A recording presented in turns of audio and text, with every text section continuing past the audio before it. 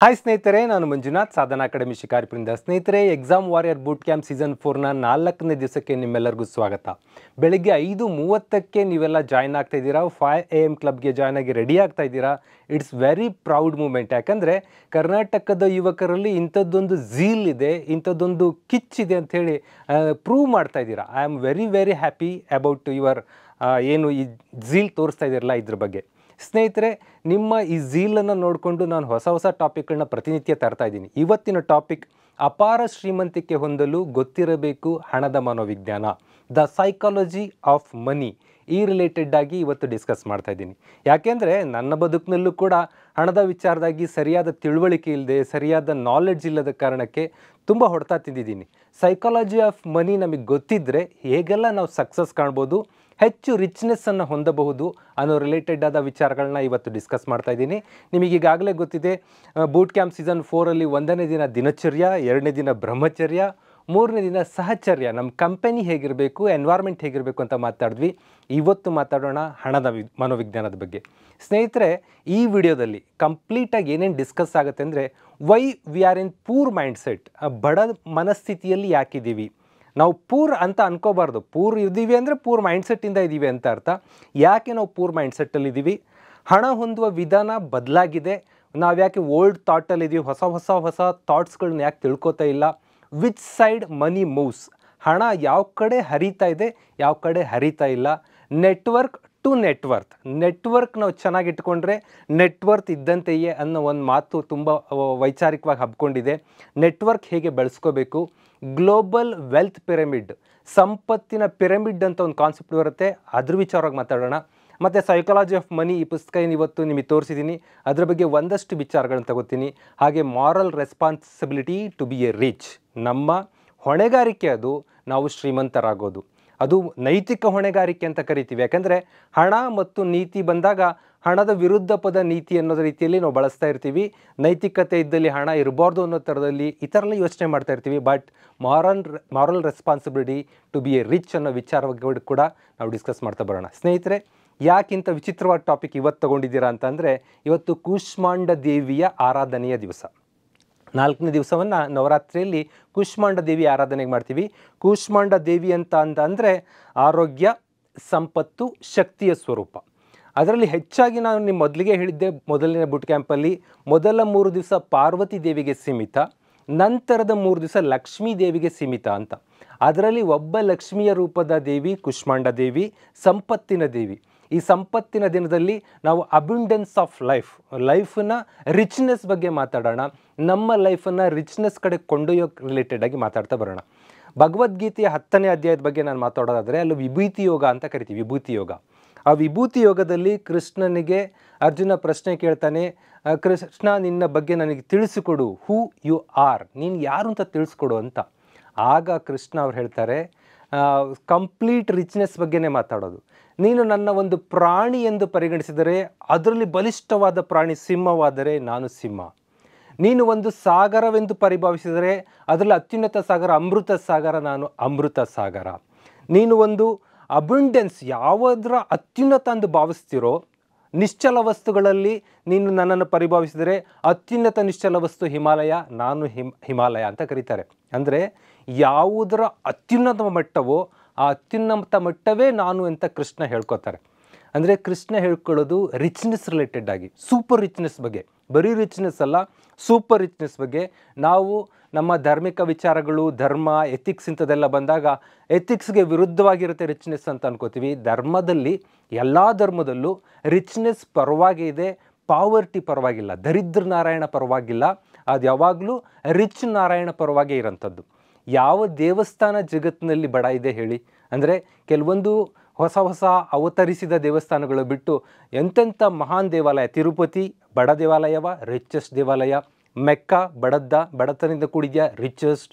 And Vatican city the biggest richest. ಹೀಗೆ ಗಮನಿಸ್ತಾ ಬಂದಾಗ ಎಲ್ಲ ಧರ್ಮ, ಧಾರ್ಮಿಕ ಸ್ಥಳಗಳು ಎಲ್ಲ ರಿಚ್ಚಿಂದ ಕೂಡಿದ್ದಾವೆ.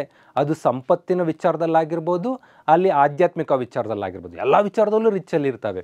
ಹಾಗಾಗಿ ನಾವು ಕೂಡ ರಿಚ್ನೆಸ್ ಬಗ್ಗೆನೇ ಥಿಂಕ್ ಮಾಡಬೇಕು. ಇದು ಧರ್ಮಕ್ಕೆ ವಿರೋಧಿಯಾದ ಕಾನ್ಸೆಪ್ಟ್ ಅಲ್ಲ. ಮನಿ ಅಂತ ಮಾತಾಡೋಕೆ ಹೊರಟಾಗ ಮನಿ ಮೆಂಟ್ಯಾಲಿಟಿ ಅಂತ ಅಂದರೆ ಅವನು ಮೀನ್ ಮೆಂಟ್ಯಾಲಿಟಿಯನ್ನು ಭಾವಿಸುವಂಥ ಸ್ಥಿತಿಯಲ್ಲಿದ್ದೀವಿ. ಅದರಿಂದ ಹೊರತರುವ ಪ್ರಯತ್ನವನ್ನು ಇವತ್ತು ಮಾಡ್ತಾ ಬರ್ತೀನಿ. ವೆರಿ ಫಸ್ಟ್ ನಾವೆಲ್ಲ ಟ್ರ್ಯಾಪ್ ಆಗಿಬಿಡ್ತೀವಿ. ಒಂದು ಟ್ರ್ಯಾಪಲ್ಲಿ ನಾವೆಲ್ಲ ಸಿಕ್ಕೊಂಡಿದ್ದೀವಿ. ನಮ್ಮ ಸಂವಿಧಾನದಲ್ಲೇ ನಮ್ಮ ದೇಶವನ್ನು ಘೋಷಣೆ ಮಾಡಲಾಗಿದೆ ಸೋಷಿಯಲಿಸ್ಟಿಕ್ ಅಂತ, ಅಂದರೆ ಸಮಾಜವಾದಿ ಅಂತ.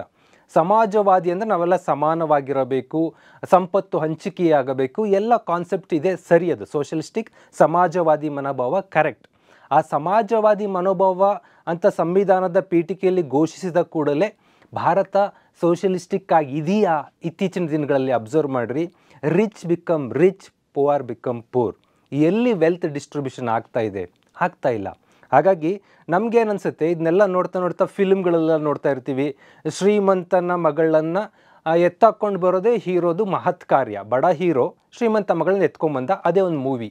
ಇಂಥದ್ದೆಲ್ಲ ನೋಡಿಕೊಂಡು ಶ್ರೀಮಂತರು ಅಂದರೆ ಕೆಟ್ಟವರು, ಬಡವರು ಅಂದರೆ ಒಳ್ಳೆಯವರು, ಬಡವರು ಶ್ರೀಮಂತರ ವಿರುದ್ಧ ಹೋರಾಟ ಮಾಡೋದೇ ಜಗತ್ತು ಅನ್ನೋ ರೀತಿಯಲ್ಲಿ ಒಂದು ಕಮ್ಯುನಿಸ್ಟ್ ಮೆಂಟಾಲಿಟಿಯನ್ನು ಕೂಡ ತುಂಬ್ಕೊಂಡ್ಬಿಟ್ಟಿದ್ದೀವಿ ನಮ್ಮೊಳಗೆ. ಅದರಿಂದ ಹೊರಗೆ ಬರಬೇಕು. ಜಗತ್ತು ಈಗ ನಮಗೆ ಗೊತ್ತಿಲ್ಲದಾಗೆ ನಮ್ಮ ಸುತ್ತ ಆವರಿಸ್ಕೊಂಡ್ಬಿಟ್ಟಿದೆ ಕ್ಯಾಪಿಟಲಿಸಮ್. ಆ ಕ್ಯಾಪಿಟಲಿಸಮ್ ಜಗತ್ತಿನಲ್ಲಿ ನಾವು ಒಂದು ಪುರಾಣ ಹೇಳ್ಕೊತಾ ಕೂತ್ಕೊಳ್ಳೋ ಬದಲು ನಾವು ಹೇಗೆ ರಿಚ್ ಆಗಬೇಕು ಅನ್ನೋ ರಿಲೇಟೆಡಾಗಿ ಯೋಚನೆ ಮಾಡಬೇಕಾಗತ್ತೆ. ಒಂದು. ನಂಬರ್ 2, ಆ್ಯಂಟಿ ರಿಚ್ ಕಾನ್ಸೆಪ್ಟ್. ಅಲ್ಲೊಬ್ಬ ಬಡವ ಸೈಕಲ್ನಲ್ಲಿ ಬಿದ್ದು ಕೂಡಲೇ ನಮ್ಗೆ ನೋವಾಗುತ್ತೆ, ಅವ್ನು ಪಾಪ ಪಾಪ ಪಾಪ ಅಂತ ಇರ್ತೀವಿ. ಅದೇ ಒಬ್ಬ ಶ್ರೀಮಂತ ಕಾರ್ ಆಕ್ಸಿಡೆಂಟ್ ಆದರೆ ತುಂಬ ದಿಮಾಕ್ ಮಾಡ್ತಾ ಇದ್ದ, ಹಾಗೆ ಆಗಬೇಕು ಅವನಿಗೆ ಅನ್ಕೋತೀವಿ. ಅಂದರೆ ಆ್ಯಂಟಿ ರಿಚ್ ಕಾನ್ಸೆಪ್ಟ್ಸ್ಗಳು ನಮಗೆ ಗೊತ್ತಿಲ್ಲದಂಗೆ ನಮ್ಮೊಳಗೆ ತುಂಬ್ಕೊಂಡ್ಬಿಟ್ಟಿದೆ. ಹಾಗಂತ ಎಲ್ಲ ಶ್ರೀಮಂತರು ಕೆಟ್ಟವರಿದ್ದಾರಾ? ಎಷ್ಟು ಶ್ರೀಮಂತರು ಎಷ್ಟು ಒಳ್ಳೇದು ಮಾಡ್ತಾ ಇಲ್ಲ. ಈಗ ಅಬ್ಸರ್ವ್ ಮಾಡಿ, ಕರ್ನಾಟಕ ಸರ್ಕಾರದಲ್ಲಿ ನಾವು ಎಲ್ಲ ದಿನ ಮಕ್ಕಳಿಗೆ ಮೊಟ್ಟೆ ಕೊಡೋಕ್ಕಾಗೋದಿಲ್ಲ, ಎಲ್ಲ ದಿನ ಬಾಳೆಹಣ್ಣು ಚಿಕ್ಕಿ ಕೊಡೋಕ್ಕಾಗಲ್ಲ ಅಂಥೇಳಿ 3 ದಿನಕ್ಕೆ 2 ದಿನಕ್ಕೆ ಸೀಮಿತವಾದ ಕಾಲದಲ್ಲಿ ಒಬ್ಬ ಅಜೀಮ್ ಪ್ರೇಮ್ಜಿ ಬರ್ತಾರೆ, ಒಬ್ಬ ರಿಚೆಸ್ಟ್ ಪರ್ಸನ್ ಬರ್ತಾರೆ. ಯಾಕೆ 3 ದಿನ ಕೊಡ್ತೀರಾ? ಮಕ್ಕಳಿಗೆ 3 ದಿನ ಕೊಟ್ಟರೆ ಸಾಕ? ನ್ಯೂಟ್ರಿಷಿಯಸ್ ಮಕ್ಕಳಾಗ್ತಾರಾ? ಅವ್ರಿಗೆ ನ್ಯೂಟ್ರಿಷನ್ ಸಿಗುತ್ತಾ? ಎಲ್ಲ ದಿನ ಕೊಡೋಣ, ಅದಕ್ಕೆ ಎಷ್ಟು ದುಡ್ಡು ಬೇಕು ಕೇಳಿ ಕೊಡ್ತೀವಿ ಅಂತ ಕೊಡ್ತಾರೆ. ಹಾಗಾದರೆ ಎಲ್ಲ ರಿಚ್ಗಳು ಕೆಟ್ಟೋರಿದ್ದಾರಾ? ನಾವು ಯಾಕೆ ಆ್ಯಂಟಿ ರಿಚ್ ಕಾನ್ಸೆಪ್ಟಲ್ಲೇ ತಲೆಯಲ್ಲಿ ತುಂಬ್ಕೊಂಡಿದ್ದೀವಿ? ಅದರಿಂದ ಹೊರಗೆ ಬರಬೇಕು. ಮತ್ತು ನಂಬರ್ 3, ಶ್ರೀಮಂತಿಕೆ ಆಗಬೇಕು ಅಂದರೆ ತಂದೆ ಶ್ರೀಮಂತ, ಅಜ್ಜ ಶ್ರೀಮಂತಿಕೆ ಇದ್ದಲ್ಲಿ ಬರುತ್ತದೆ ನೆಪೋಟಿಸಮ್. ಏನು ವರ್ಗಾವಣೆಗೆ ಕರ್ನಾಟಕದಲ್ಲಿ ದೇಶದಲ್ಲಿ ರಾಜಕೀಯ ನೋಡ್ತೀವಲ್ಲ, ಅಪ್ಪ ರಾಜಕಾರಣದಲ್ಲಿ ಮಕ್ಕಳು ರಾಜಕಾರಣಿಗಳಾಗ್ತಾ ಇದ್ದಾರೆ. ಈ ಥರ ನೆಪೋಟಿಸಮ್ ಶ್ರೀಮಂತಿಕೆಗಿದೆ. ಶ್ರೀಮಂತರಾಗಬೇಕು ಅಂದರೆ ಪೂರ್ವಜನ್ಮದ ಆಸ್ತಿ ಬರಬೇಕು, ಪೂರ್ವಜನ್ಮದ ದುಡ್ಡು ಬರಬೇಕು. ನೆವರ್. ತೋರಿಸ್ತೀನಿ ನಿಮಗೆ ಎಂತೆಂಥವ್ರು ಏನೇನು ಆಗಿದ್ದಾರೆ ಅಂತ ವಿಟ್ನೆಸ್ ಜೊತೆಗೆ ಮಾತಾಡ್ತಾ ಬರ್ತೀನಿ. ಮತ್ತು ಥಿಯರಿ ಆಫ್ ಗಾಡ್ ಗ್ರೇಸ್, ದೇವರ ಆಶೀರ್ವಾದ ಇದ್ದರೆ, ದೇವರು ಕಣ್ಬಿಟ್ಬಿಟ್ರೆ ನಾವು ಶ್ರೀಮಂತರಾಗ್ಬಿಡ್ತೀವಿ. ಇರ್ಬೋದು, ಅದು ಇಲ್ಲ ಅಂತ ಇಲ್ಲ, ದೈವಿಕ ಸಿದ್ಧಾಂತ ಇರಬಹುದು. ಬಟ್ ಪಾರ್ಷಿಯಲಿ ನೀವೇನು ಪ್ರಯತ್ನ ಮಾಡದೇ ಇದ್ದರೆ, ಕಾಯಕವೇ ಮಾಡದೇ ಇದ್ದರೆ ಕೈಲಾಸ ಸಿಗಲ್ಲ. ಕಾಯಕ ಬೇಕೇ ಬೇಕು. ಸೂಪರ್ಸ್ಟಿಷನ್. ಇತ್ತೀಚೆಗೆ ಉತ್ತರ ಪ್ರದೇಶದಲ್ಲಿ ಒಂದು ಸ್ಕೂಲಲ್ಲಿ ನಡೆದ ಘಟನೆ. ಸ್ಕೂಲ್ ಮಗುವನ್ನು ಈ ಏನು ಸೂಪರ್ಟಿಷನ್ ಕಾರಣಕ್ಕೆ ಬಲಿ ಕೊಡ್ತಾರೆ. ಮಗುವನ್ನು ನರಬಲಿ ಕೊಟ್ಟರೆ ಅವ್ರ ಸಂಸ್ಥೆ ಬೆಳೆದು ಬಿಡುತ್ತೆ, ಉದ್ಧಾರ ಆಗುತ್ತೆ ಅಂತ. ಅಂದರೆ ಶ್ರೀಮಂತಿಕೆಗೆ ನರಬಲಿ ಕೊಡು, ಪ್ರಾಣಿ ಬಲಿ ಕೊಡು, ಪಕ್ಷಿ ಬಲಿ ಕೊಡು, ಈ ಹುಚ್ಚುತನದಲ್ಲಿದ್ದೀವಿ. ಈಗಲೂ ಅದ್ರಲ್ಲಿ ಟ್ರ್ಯಾಪ್ ಆಗಿದ್ದೀವಿ. ಆ್ಯಂಡ್ ದೆನ್ ಫೈನಾನ್ಷಿಯಲ್ ಲಿಟ್ರಸಿ, ಹಣಕಾಸಿನ ವಿಚಾರದಲ್ಲಿ ಒಂದಷ್ಟು ಜ್ಞಾನ ಇಲ್ಲ. ಎಲ್ಲಿ ಹೋದರೆ ಹೇಗೆ ಸಿಕ್ಕೋತಿದ್ದೀವಿ ಏನು ಗೊತ್ತಾಗ್ತಾ ಇಲ್ಲ. ಕ್ರೆಡಿಟ್ ಕಾರ್ಡ್ ಸಿಕ್ಕರೆ ಸಾಕು, ಸಿಕ್ಕ ಕ್ರೆಡಿಟ್ ಕಾರ್ಡು ಸ್ವೈಪ್ ಮಾಡು, ಕೊನೆಗೆ EMI ಕಟ್ಟಕ್ಕಾಗದೆ ನೀನು NPAದಲ್ಲಿ ಲಾಕ್ ಆಗು. ಫೈನಾನ್ಷಿಯಲ್ ಇಂಡಿಸಿಪ್ಲಿನ್, ಎಷ್ಟು ಖರ್ಚು ಮಾಡಬೇಕು, ಯಾವಾಗ ಖರ್ಚು ಮಾಡಬೇಕು, ಏನು ಮಾಡಬೇಕು ಏನು ಗೊತ್ತಾಗ್ತಾ ಇಲ್ಲ. EMIಗಳು ಇಂಟ್ರೆಸ್ಟ್ಗಳ ಒಂದು ಬಾವಿ ಒಳಗೆ ಸಿಕ್ಕೊಂಡು ಜೀವನ ಮುಗಿಸೋಗ್ತಾ ಇದ್ದೀವಿ. ಹಾಗಾಗಿ ಈ ಎಲ್ಲ ರಿಲೇಟೆಡ್ ಆಗಿ ಮಕ್ಕಳಿಗೆ ನಾಲೆಡ್ಜ್ ಇರಬೇಕು. ಇದು ಎಕನಾಮಿಕ್ಸ್ ಅಲ್ಲ, ಇದೊಂದು ಬೇಸಿಕ್ ಸ್ಟ್ಯಾಟಿಸ್ಟಿಕ್ಸ್, ಬೇಸಿಕ್ ನಾಲೆಡ್ಜ್. ಇದು ನಮಗೆ ಗೊತ್ತಿರಬೇಕು. ವೆರಿ ಫಸ್ಟ್, ಜಮಾನ ಬದಲಾಗಿದೆ, ಇದು ನಿಮಗೆ ಪಕ್ಕಾ ಗೊತ್ತಿರಬೇಕು. ಜಗತ್ತಿನ 10 ಜನ ಶ್ರೀಮಂತರು ನಿಮಗೆ ತೋರಿಸ್ತಾ ಇದ್ದೀನಿ. 10 ಜನ ಶ್ರೀಮಂತರಲ್ಲಿ ಒಬ್ಬರು ಮಾತ್ರ ಹೆರಿಡಿಟರಿಯಿಂದ, ಅಂದರೆ ಅವ್ರ ಅಪ್ಪನ ಕಾಲದಲ್ಲಿ ಶ್ರೀಮಂತಿಕೆ ಇತ್ತು, ಮುಂದುವರ್ಕೊಂಬಂದಿದೆ. ಬಿಟ್ಟರೆ ಎಲ್ಲ 9 ಜನ ಸೆಲ್ಫ್ ಮೇಡ್ ಬಿಲಿಯನರ್ಸ್. ಸ್ವಂತ ಅವರೇ ಪರಿಶ್ರಮ ಪಟ್ಕೊಂಡು ಅವರ ನಾಲೆಡ್ಜಿಂದ, ಕಾಮನ್ ಮಿಡ್ಲ್ ಕ್ಲಾಸ್ ಬ್ಯಾಕ್ಗ್ರೌಂಡಿಂದ ಅಂಥ ಒಂದು ಹಂತಕ್ಕೆ ಬಂದು ನಿಂತ್ಕೊಂಡಿದ್ದಾರೆ. ಒಬ್ಬೊಬ್ಬರ ಹತ್ರ ಇರೋ ಸಂಪತ್ತಲ್ಲಿ ಒಂದು 10 ದೇಶದ ಬಜೆಟ್ಗೆ ಸಮನಾಗಿರುತ್ತೆ, ಅಷ್ಟು ಶ್ರೀಮಂತಿಕೆ ಇದೆ. ಇಲ್ಲಿ ನೋಡಿದರೆ ಗೊತ್ತಾಗತ್ತೆ ಇವತ್ತಿನ ಜಗತ್ತು ನೆಪೋಟಿಸಮ್, ಅಪ್ಪ ಅಮ್ಮನ ದುಡ್ಡು ಬಂದ್ಕೊಳ್ಳೆ ರಿಚ್ ಆಗ್ತಾನೆ ಅನ್ನೋ ಕಾನ್ಸೆಪ್ಟ್ ಇಲ್ಲ. ಒಬ್ಬೊಬ್ಬರು ಸಂಪತ್ತಿನ ಬಗ್ಗೆ ಮಾತಾಡ್ತೀನಿ ನಿಮಗೆ, ಇಲ್ಲಿ ಕ್ಲಿಯರ್ ಆಗಲಿ. ನಾಲೆಡ್ಜ್, ಐಡಿಯಾಗಳಿಂದ ಶ್ರೀಮಂತರಾಗ್ತಾರೆ ಹೊರತು ಇನ್ಯಾವುದರಿಂದ ಅಲ್ಲ. ಇಲ್ಲಿರೋ ಪ್ರತಿಯೊಬ್ಬರು ಇನ್ನೊಬ್ಬರ ಬದುಕಿನಲ್ಲಿ ಪಾಸಿಟಿವ್ ಪರಿಣಾಮ ಬೀರೋಕ್ಕೆ ಪ್ರಯತ್ನ ಪಟ್ಟರು, ಆ್ಯಪ್ ರೂಪಿಸಿದ್ರು, ಹೊಸ ಹೊಸ ಕಾನ್ಸೆಪ್ಟ್ ರೂಪಿಸಿದ್ರು. ಇವತ್ತು ಸುನೀತಾ ವಿಲಿಯಮ್ಸ್ ಅನ್ನೋ ವ್ಯಕ್ತಿ ಅಲ್ಲಿ ಟ್ರ್ಯಾಪ್ ಆಗಿದ್ದಾರೆ, ಸ್ಪೇಸಲ್ಲಿ ಟ್ರ್ಯಾಪ್ ಆಗಿದ್ದಾರೆ. ಅವ್ರು ಹೊರಗೆ ಬರೋಕ್ಕೆ ಆಗ್ತಾ ಇಲ್ಲ. ಆ ಹೊರಗೆ ಬರೋಕ್ಕೆ ಆಗದೆ ಇದ್ದಾಗ ನಾಸಾ ಎಂಬ ನಾಸಾ ಸಂಸ್ಥೆ ಎಲಾನ್ ಮಸ್ಕ್ ಅವರಿಂದ ರಾಕೆಟ್ ಕೇಳುತ್ತೆ. ಈ ಎಲಾನ್ ಮಸ್ಕ್ ಅವರ ಸ್ಪೇಸ್ ಎಕ್ಸ್ ರಾಕೆಟು ವಾಪಸ್ ಕರ್ಕೊಬರಕ್ಕೆ ಹೋಗ್ತಾ ಇದೆ. ಅಂದರೆ ಇನ್ನೊಬ್ಬರ ಬದುಕನ್ನು ಭವ್ಯವಾಗಿಸುವ ಪ್ರಯತ್ನ ಪಡ್ತಾರೆ. ಆಟೋಮೆಟಿಕ್ಲಿ ಇನ್ನೊಬ್ಬರ ಬದುಕು ಭವ್ಯವಾಗಿಸಕ್ಕೆ ಹೋದಾಗ ನಮ್ಮ ಬದುಕು ಭವ್ಯ ಆಗುತ್ತೆ. ಇವರೆಲ್ಲ ವ್ಯಕ್ತಿಗಳು ಆ ಥರನೇ ಮಾಡಿದ್ರು. ಯಾವುದೋ ಮೀಡಿಯಾಕ್ಕೆ ದುಡ್ಡು ಕೊಟ್ಟು ನ್ಯೂಸ್ ಹಾಕ್ಸ್ಕೋಬೇಕು, ಯಾಕೆ ನೀನೇ ಒಂದು ಪೋಸ್ಟ್ ಹಾಕು ಎಲ್ಲರೂ ನೋಡ್ತಾರೆ. ಸೋಷಿಯಲ್ ಮೀಡಿಯಾ ಕ್ರಿಯೇಟ್ ಮಾಡಬೇಕು, ಫೇಸ್ಬುಕ್ ಇನ್ಸ್ಟಾಗ್ರಾಮ್ ಎಲ್ಲ ಕ್ರಿಯೇಟ್ ಮಾಡ್ತಾರೆ. Mark Zuckerberg richest person. Connectivity improve ಮಾಡಬೇಕು, ಮೈಕ್ರೋಸಾಫ್ಟ್ ಕಟ್ತಾರೆ, ಬಿಲ್ ಗೇಟ್ಸ್ ರಿಚೆಸ್ಟ್ ಪರ್ಸನ್. ಹೀಗೆ ಹೊಸ ಐಡಿಯಾ ಜನರ ಬದುಕನ್ನು ಉನ್ನತೀಕರಣಗೊಳಿಸಬೇಕು. ಇಷ್ಟು ಐಡಿಯಾ ಇಟ್ಕೊಂಡ್ಬಿಟ್ರೆ ಶ್ರೀಮಂತರಾಗ್ತಾರೆ. ಆಗಿರೋದಕ್ಕೆ ಉದಾಹರಣೆಗಳನ್ನು ಮಾತಾಡ್ತಾ ಬರ್ತೀನಿ. ಸ್ನೇಹಿತರೆ, ಒಂದು ಡೇಟಾ ಇಲ್ಲಿ ನಿಮ್ಮ ಮುಂದೆ ಇಡ್ತಾ ಇದ್ದೀನಿ. Elon Musk $258.7 billion. ನಾನು 0.7 ಬಿಟ್ಕೊಂಡು ಇಂಡಿಯನ್ ರುಪಿ ಕನ್ವರ್ಟ್ ಮಾಡಿದಾಗ ನನಗೆ ಸಿಕ್ಕ ಡೇಟಾ ಏನು ಅಂದರೆ 21 ಲಕ್ಷ ಕೋಟಿ ರೂಪಾಯಿ ನೆಟ್ವರ್ತ್ ಇದೆ. ಆತನ ವೈಯಕ್ತಿಕ ಆದಾಯ 21 ಲಕ್ಷ ಕೋಟಿ. ಯು ಕಾಂಟ್ ಇಮ್ಯಾಜಿನ್ ಅಷ್ಟು ದೊಡ್ಡ ರಿಚ್ನೆಸ್ಸನ್ನು, ಅಬ್ಯುಂಡೆನ್ಸನ್ನು. ಅದನ್ನು ಒಬ್ಬ ಸಾಮಾನ್ಯ ಮಿಡ್ಲ್ ಕ್ಲಾಸ್ನಿಂದ ಬಂದಂಥ ವ್ಯಕ್ತಿ ಸಾಧಿಸಿದ್ದಾನೆ. ಭಾರತದ ಬಜೆಟ್ 2024-25 48 ಲಕ್ಷ ಕೋಟಿ. ಅಂದರೆ ಇಡೀ ಭಾರತದ ಬಜೆಟ್ನ ಹೆಚ್ಚು ಕಡಿಮೆ ಅರ್ಧದಷ್ಟು ಆದಾಯ ಒಬ್ಬ ವ್ಯಕ್ತಿ ಹೊಂದಿದ್ದಾನೆ.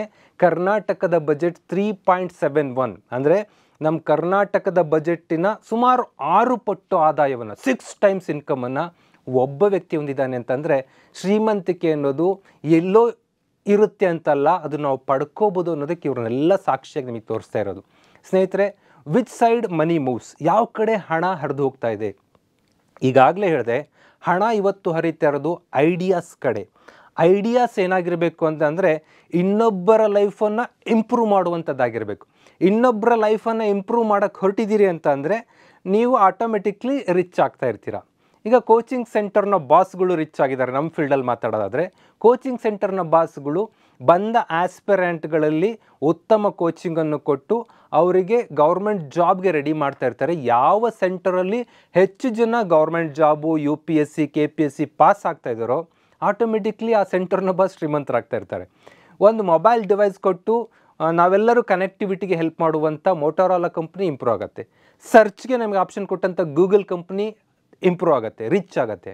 ಈ ಟಾಪ್ 10 ರಿಚಲ್ಲಿ ಇಬ್ಬರು ಗೂಗಲ್ನವರೇ ಇದ್ದಾರೆ. ಅಂದರೆ ನಮಗೆಲ್ಲ ಫ್ರೀ ಅನಿಸ್ತಾ ಇರುತ್ತೆ, ಬಟ್ ಅವ್ರು ರಿಚ್ ಆಗ್ತಾ ಇರ್ತಾರೆ. ಹಾಗಾಗಿ ಐಡಿಯಾಸ್, ಇನ್ನೊಬ್ಬರ ಲೈಫನ್ನು ಇಂಪ್ರೂವ್ ಮಾಡೋದು ಯಾರ್ಯಾರ ತಲೆಯಲ್ಲಿದೆಯೋ ಅವರೆಲ್ಲ ಆಟೋಮೆಟಿಕ್ಲಿ ಗೊತ್ತಿಲ್ಲದಂಗೆ ರಿಚ್ ಆಗ್ತಾ ಬರ್ತಾರೆ.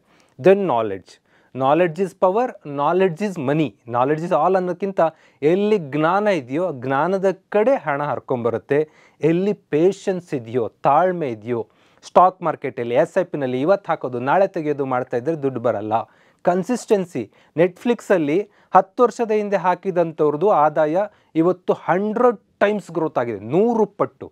ಅದೇ 10 ವರ್ಷದ ಹಿಂದೆ ಅಂತ ಅಂದರೆ ಸಿಂಪ್ಲಿ ಎಕ್ಸಾಂಪಲ್ ತೊಗೊಳ್ರಿ, ನಾವು ಯಾವುದೋ ಫಿಕ್ಸ್ಡ್ ಡಿಪಾಸಿಟ್ ಇಟ್ಕೊಂಡ್ರೆ 1.5 ಟೈಮ್ಸ್ ಅಂದರೆ 10,000 ಇಟ್ಟರೆ 25,000 ಆಗಿರ್ತಿತ್ತೇನೋ, ಅಲ್ಲಿ 100 ಟೈಮ್ಸ್ ಗ್ರೋತ್ ಆಗ್ತಾ ಇರುತ್ತೆ.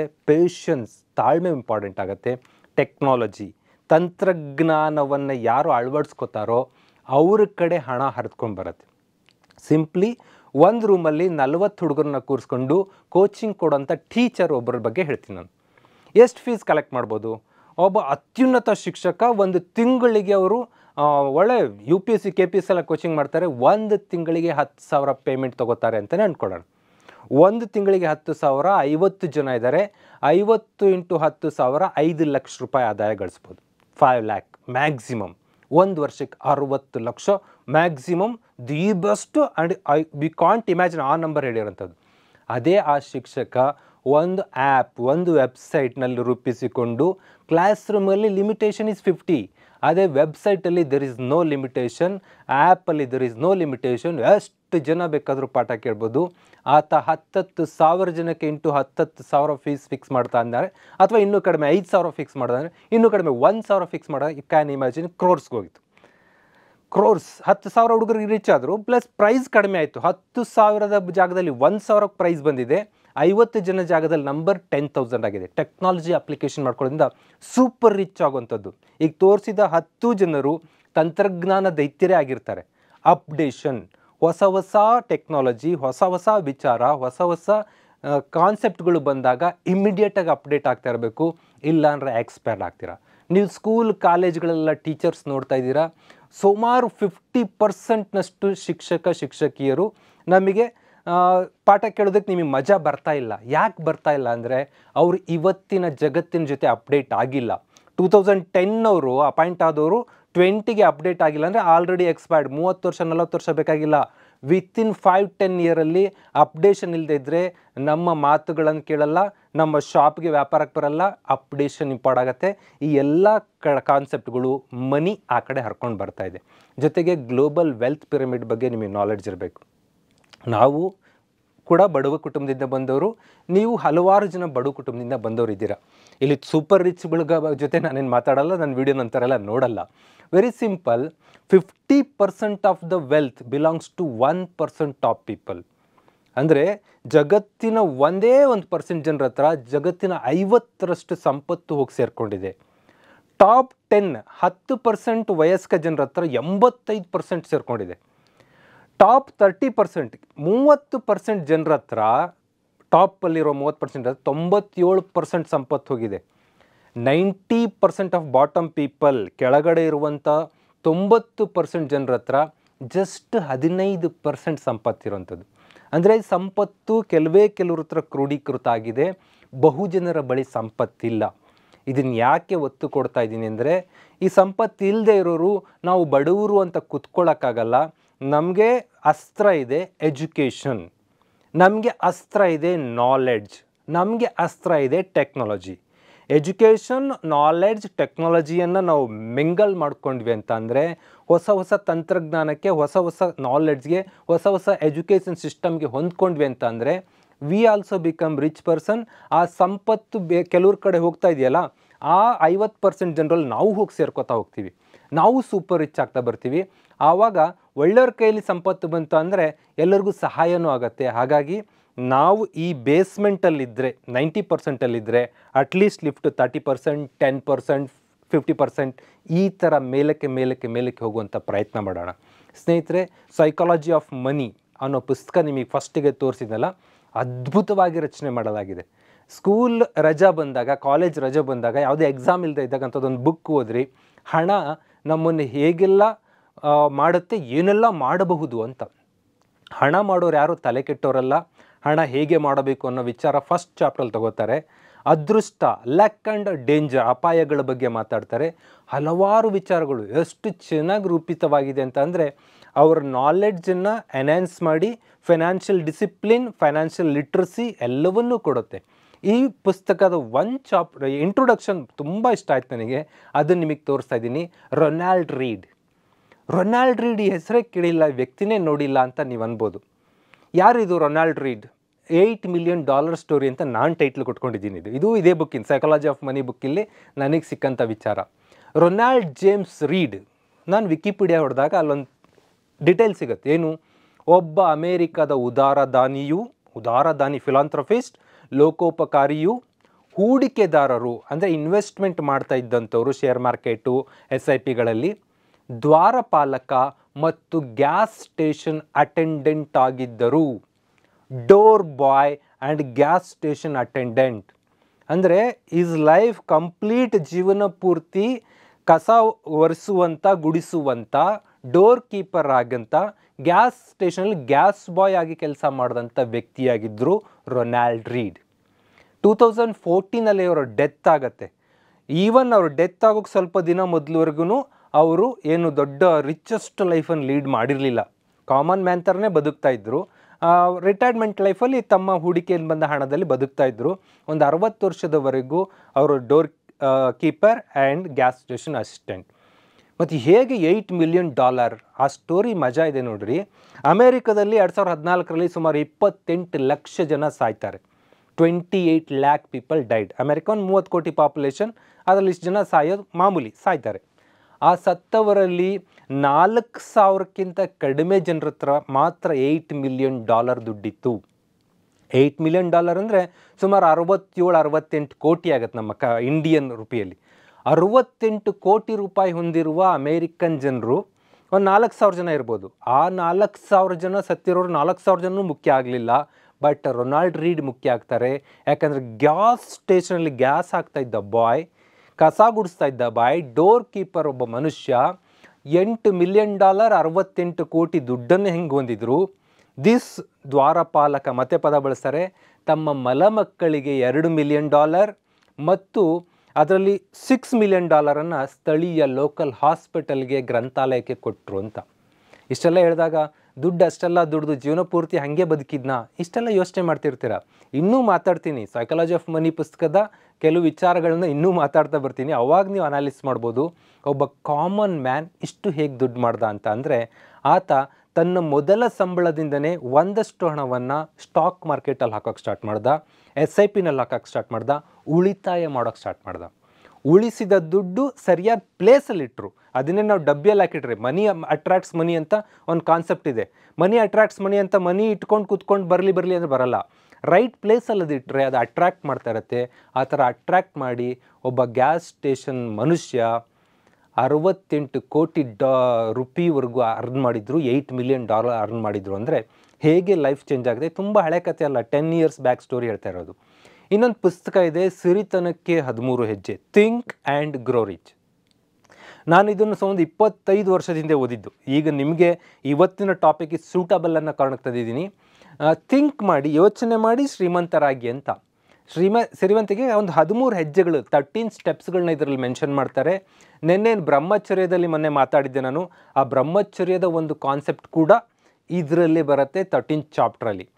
ಸಿರಿತನಕ್ಕೆ 13 ಹೆಜ್ಜೆ. ಹೀಗೆ ನಾವು ಏನೆಲ್ಲ ಮಾಡ್ಬೋದು ಅನ್ನೋದಕ್ಕೆ ಭಾಳಷ್ಟು ರೂಟ್ಸ್ಗಳಿದೆ. ಅದನ್ನು ಸ್ಟಡಿ ಮಾಡಬೇಕಷ್ಟೇ. ಸ್ನೇಹಿತರೆ, ಒಂದು ವಿಚಾರ ನಿಮಗೆ ಹೇಳೋದು ಅಂದರೆ, ಹಣದ ಸೈಕಾಲಜಿ ಮಾತಾಡೋ ಪುಸ್ತಕದ ಒಂದಿಷ್ಟು ವಿಚಾರ ತಂದಿದ್ದೀನಿ. ಯಾರಿಗಾದರೂ ಹಣ ಕೊಡುವ ಮುನ್ನ ಅಂಡರ್ಸ್ಟ್ಯಾಂಡ್ ದ ಪರ್ಪೋಸ್.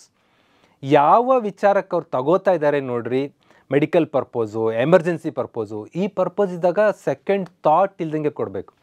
ಬಟ್ ಕೆಲವರು ಮಜಾ ಮಾಡೋಕ್ಕೆ ತಗೋತಾ ಇರ್ತಾರೆ. ಮಜಾ ಮಾಡೋಕ್ಕೆ ತಗೊಂಡಾಗ ಕಠೋರವಾದ ಮಾತು ಆದರೂ ಸತ್ಯ. If you don't give the money to a friend, you lose that friend. ನೀನು ಹಣವನ್ನು ನಿನ್ನ ಸ್ನೇಹಿತನಿಗೆ ಕೊಡಲಿಲ್ಲ ಅಂತಂದರೆ ಸ್ನೇಹಿತನನ್ನು ಕಳ್ಕೊತೀಯ. ಕಠೋರವಾದ ಮಾತಾ ಹೇಳಿ, ಹೌದಲ್ಲ. ನೀನು ಫ್ರೆಂಡ್ ಹಣ ಕೇಳೋಕ್ಕೆ ಬಂದಿದ್ದಾನೆ, ರಿಲೇಟಿವ್ ಯಾರು ಹಣ ಕೇಳೋಕ್ಕೆ ಬಂದಿದ್ದಾರೆ, ಹಣ ಕೊಡಲಿಲ್ಲ ಅಂದರೆ ಅವ್ರನ್ನ ಕಳ್ಕೊತೀರ. ಬೇಜಾರಾಗುತ್ತೆ ಅವರಿಗೆ, ದುಡ್ಡು ಕೊಡಲಿಲ್ಲ ಅಂತ ಸ್ವಲ್ಪ ದಿನ ಚಾಳಿಟ್ಟು ಬಿಡ್ತಾರೆ. It's true. ಇನ್ನೂ ಕಠೋರವಾದ ವಿಚಾರ ಅಂತಂದರೆ, if you give the money to a friend, ನೀನು ಸ್ನೇಹಿತನಿಗೆ ಹಣವನ್ನು ಕೊಟ್ಟರೆ, ರಿಲೇಟಿವ್ಗೆ ಹಣವನ್ನು ಕೊಟ್ಟರೆ, you lose the friend and the money both. ಹಣವನ್ನು ಸ್ನೇಹಿತವನ್ನು ಇಬ್ಬರನ್ನೂ ಕಳ್ಕೊತೀಯ ಅಂತ. ಯಾಕೆಂದರೆ ಹಣ ಕೊಟ್ಟಿರ್ತೀಯ, 1 ವರ್ಷ ಆದಮೇಲೆ ಕೇಳ್ತೀಯ, ಆವಾಗ ಕೇಳ್ತಾ ಇದ್ದಂಗೆ ಅವ್ನು ಮಾತಾಡೋದು ಬಿಡ್ತಾನೆ, ಇನ್ನೊಂದು ಸರಿ ಕೇಳ್ತೀಯ, ಜಗಳ ಆಗತ್ತೆ, ಆವಾಗ ಫ್ರೆಂಡು ಹೋದರು, ಹಣನೂ ಹೋಯ್ತು ಅಂತ ಅರ್ಥ. ಇಂಥ ವಿಚಾರಗಳು ನಮಗೆ ಗೊತ್ತಿರಬೇಕು. ಬಿಕಾಸ್ ನನ್ನ ಲೈಫಲ್ಲಿ ಸುಮಾರು ಒಂದು 30-40 ಜನಕ್ಕೆ ದೊಡ್ಡ ಅಮೌಂಟ್ ಅಲ್ಲ, ಚಿಕ್ಕ ಅಮೌಂಟ್ ಕೊಟ್ಟಿದ್ದೀನಿ, 30 to 40 ಮೆಂಬರ್ಸ್ಗೆ. ವಾಪಸ್ ಬಂದಿರೋದು ಜಸ್ಟ್ 4 ಇರ್ಬೋದು. ಒಂದು 35 to 36 ಮನಿ ವಾಪಸ್ ಬರಲೇ ಇಲ್ಲ. ಜೊತೆಗೆ ಆಗಿದ್ದ ಲಾಸ್ ಏನಂದರೆ, ಆ 35-36 ಜನ ಫೋನ್ ಮಾಡಿದ್ರು ರಿಸೀವ್ ಮಾಡಲ್ಲ. I lost the money and the friend both. ಇದು ಭಾಳ ಜನರು ಬದುಕಲ್ಲಾಗತ್ತೆ. ಹಾಗಾಗಿ ಪರ್ಪೋಸ್ ನೋಡ್ಕೋಬೇಕು. ರೈಟ್ ಪರ್ಪೋಸ್ ಇದ್ದರೆ ದೆರ್ ಈಸ್ ನೋ ಕ್ವಶನ್. ಇಲ್ಲಿ ಒಂದು ಹುಲಿ ಬಂತು, ಹುಲಿ ಕಥೆಯನ್ನು ನಿಮಗೆ ಹೇಳ್ಬಿಡ್ತೀನಿ. ಈ ವಿಚಾರ ನಿಮಗೆ ಸ್ಪಷ್ಟವಾಗಿರ್ಬೇಕು. ಯಾಕೆ ಅಂತ ಅಂದರೆ, ಹಿಂಗೆ ಹೇಳಿದ ಕೂಡಲೇ ತುಂಬ ಮನಿ ಮೈಂಡೆಡ್ ಮಂಜುನಾಥ್ ಸರ್ ಅಂದ್ಕೋಬೇಡ್ರಿ. ನಾನು ಯಾರೋ ಕೇಳಿದಾಗ ಹೆಲ್ಪ್ ಮಾಡಿದ್ದೀನಿ, ಇನ್ನೊಬ್ರು ಕೇಳಿದಾಗ ಹೆಲ್ಪ್ ಮಾಡಿದ್ದೀನಿ. ನನಗೆ ಕೆಲವರು ನಮ್ಮ ಫ್ಯಾಮಿಲಿ ಫ್ರೆಂಡ್ಸ್ಗಳೆಲ್ಲ ಅಡ್ವೈಸ್ ಮಾಡೋದು, ಯಾಕೆ ಹೆಂಗೆ ಬಕ್ಕರ ಆಗ್ತಾ ಇರ್ತೀಯ, ಕೇಳಿದವ್ರಿಗೆ ದುಡ್ಡು ಕೊಡ್ತೀಯ, ಅವರೆಲ್ಲರೂ ನಿಮಗೆ ಫ್ರಾಡ್ ಮಾಡ್ತಾ ಇದ್ದಾರಲ್ಲ ಅಂತ. ಹುಲಿ ಬಂತು ಹುಲಿ ಕತೆ ನಾವು ಚಿಕ್ಕ ಮಕ್ಕಳಿದ್ದಾಗ ಕೇಳಿರ್ತೀವಿ. ಏನೆಂದರೆ, ಒಂದು ಸರಿ ಹುಲಿ ಬಂತು ಹುಲಿ ಅಂತಾರೆ, ಆ್ಯಕ್ಚುಲಿ ಹುಲಿ ಬಂದಿರಲ್ಲ, ಸುಮ್ಮನಾಗ್ತಾರೆ. 2ನೇ ಸರಿ ಹುಲಿ ಬಂತು ಹುಲಿ ಅಂತ ಎದುರಿಸ್ತಾರೆ, ಹುಲಿ ಬಂದಿರಲ್ಲ, ಸುಮ್ಮನಾಗ್ತಾರೆ. 3ನೇ ಸರಿ ಹುಲಿ ಬಂತು ಹುಲಿ ಅಂದಾಗ ಹುಲಿ ಬಂದಿರಲ್ಲ ಅಂದ್ಕೊಂಡು ಅವ್ರು ಸುಮ್ಮನೆ ಇರ್ತಾರೆ. ಆ್ಯಕ್ಚುಲಿ ಹುಲಿ ಬಂದಿರುತ್ತೆ, ಅವ್ರನ್ನ ಅಟ್ಯಾಕ್ ಮಾಡಿ ತಿನ್ನು ಸಾಯಿಸ್ಬಿಡುತ್ತೆ. 3 ಜನ ನನಗೆ ಮೋಸ ಮಾಡಿರ್ಬೋದು, ಬಟ್ 4ನೇನೊಬ್ಬ ಟ್ರೂ ಪ್ರಾಬ್ಲಮಲ್ಲಿರೋರು ಬಂದಾಗ ಅದ್ರ ಬಗ್ಗೆನೂ ಕೇರ್ಫುಲ್ ಇರಬೇಕು. ಈ ವಿಚಾರದಲ್ಲಿ ಸ್ವಲ್ಪ ನಾಲೆಡ್ಜ್ ತುಂಬ ಯೋಚನೆ ಮಾಡಿ ಹಣದ ವಹಿವಾಟು ಮಾಡಬೇಕಾಗತ್ತೆ. That is one topic. Number 2, be careful. Lending, ಸಾಲ ಕೊಡುವಾಗ ತುಂಬ ಜಾಗೃತರಾಗಿರಬೇಕು. ಗ್ಯಾರಂಟಿ ಹಾಕುವಾಗ ಇನ್ನೂ ಜಾಗೃತರಾಗಿರಬೇಕು. ಅಂದರೆ ನೀವೆಲ್ಲ ಈಗ ಚಿಕ್ಕ ಮಕ್ಕಳಿದ್ದರೆ ಅಥವಾ 18-19 ವರ್ಷ ಇದ್ದರೆ ಏನಾಗಲ್ಲ. ಒಂದು 20 ವರ್ಷ ಜಾಬ್ ಗಿಫ್ಟ್ ತೊಗೊಂಡು ಕೂಡಲೇ ಒಂದಿಷ್ಟು ದುಡ್ಡು ಕೇಳ್ತಾ ಇರ್ತಾರೆ, ಗ್ಯಾರಂಟಿ ಹಾಕ್ಬಾ ಬ್ಯಾಂಕಲ್ಲಿ ಅಂತಾರೆ. ನೀವು ನಂಬ್ತಿರೋ ಬಿಡ್ತಿರೋ, 2012 ನಾನು ಗ್ಯಾರಂಟಿ ಹಾಕಿರೋದು ಒಂದು ಲೋನ್ಗೆ. ದಟ್ ಲೇಡಿ ನಮ್ಮ ಜೊತೆನೇ ಎಂಪ್ಲಾಯ್ ಇದ್ದರು, ಆಮೇಲೆಲ್ಲೋ ಟ್ರಾನ್ಸ್ಫರ್ ಆಗೋದ್ರು, ಇನ್ನೇನೋ ಆಯಿತು, ಸತ್ತೇ ಹೋಗ್ಬಿಟ್ರು. ಇವತ್ತವರೆಗೂ ನಾನು ಆ ಲೋನ್ ಅವ್ರು ಕ್ಲಿಯರ್ ಮಾಡಲಿಲ್ಲ, ಅವ್ರ ಕುಟುಂಬದವ್ರು ಯಾರು. ನಾನು ಅದನ್ನು ಫುಲ್ಫಿಲ್ ಮಾಡೋಷ್ಟು ನನ್ನ ಹತ್ರನೂ ದುಡ್ಡಿಲ್ಲ. ನನ್ನನ್ನೇ ಎನ್ ಪಿಗೆ ಹಾಕಿದ್ದಾರೆ, ₹1 ಅದರಿಂದ ಬಳಸಿಲ್ಲ. ಆಕೆಗೆ ನಾನು ಗ್ಯಾರಂಟಿರ್ ಆಗಿದ್ದೆ. ಈಗ 12 ವರ್ಷದಿಂದ ಬ್ಯಾಂಕಲ್ಲಿ ನನ್ನನ್ನು ಬ್ಲಾಕ್ ಲಿಸ್ಟ್, ನನಗೆ ಕ್ರೆಡಿಟ್ ಕಾರ್ಡ್ ಬರಲ್ಲ, ನನಗೆ ಸಾಲ ಕೊಡಲ್ಲ. ಯಾಕಂದರೆ ಯಾವ ಬ್ಯಾಂಕಲ್ಲಾದರೂ ಅಷ್ಟೇ, this is very clear. CIBIL ಅಂತ ಒಂದು ಕಾನ್ಸೆಪ್ಟ್ ಇರುತ್ತೆ, ತಿಳ್ಕೊಂಡಿರಿ. ಒಂದು ಕಡೆ ಯಾವುದೋ ಬ್ಯಾಂಕಲ್ಲಿ ನೀವು ಡಿಫಾಲ್ಟರ್ ಆದ್ರಿ, ಏನೋ ಫಾಲ್ಟ್ ಇದೆ ಅಂತ ಗೊತ್ತಾಯಿತು ಅಂತಂದರೆ ನಿಮಗೆ ಇಡೀ ದೇಶದ ಯಾವ ಬ್ಯಾಂಕಲ್ಲೂ ಸಾಲ ಸಿಗಲ್ಲ. ಯಾರಿಗೋ ನಾವು ಗ್ಯಾರಂಟಿ ಹಾಕಿ ಹೆಲ್ಪ್ ಮಾಡೋಕ್ಕೆ ಹೋಗಿ ನಾವು ಮುಳುಗೋಗ್ಬಿಟ್ಟಿದ್ದೀವಿ ಆಲ್ರೆಡಿ.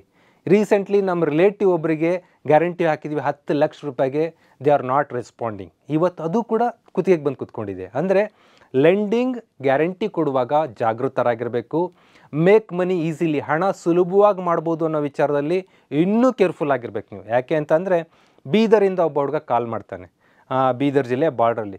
ಸರ್, ನಾನು ಟೆಲಿಗ್ರಾಮಲ್ಲಿ ಲಿಂಕ್ ಬಂತು, ನೀವು ದುಡ್ಡು ಮಾಡ್ಬೋದು ಅಂತ ಟಾಸ್ಕ್ ಕೊಡ್ತಾಯಿದ್ರು, ಟಾಸ್ಕ್ ಅಟೆಂಡ್ ಮಾಡ್ತಾಯಿದ್ದೆ.